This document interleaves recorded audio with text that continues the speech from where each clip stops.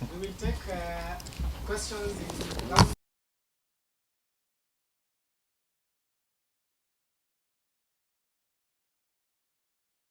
KEFRI has tons of seed, and which are a continuous supply of seed collected across the country, particularly the indigenous seeds.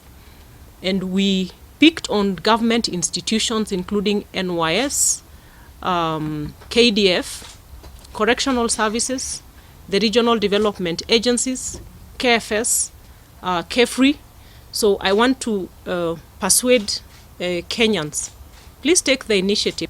Just buy 2-3 seedlings or 5. It's not too much to ask, and you will have something to show for a day that we are setting aside to restore our environment. So we will be depending on individual Kenyans to take personal initiative. We cannot supply seed to everybody, seedlings to everybody.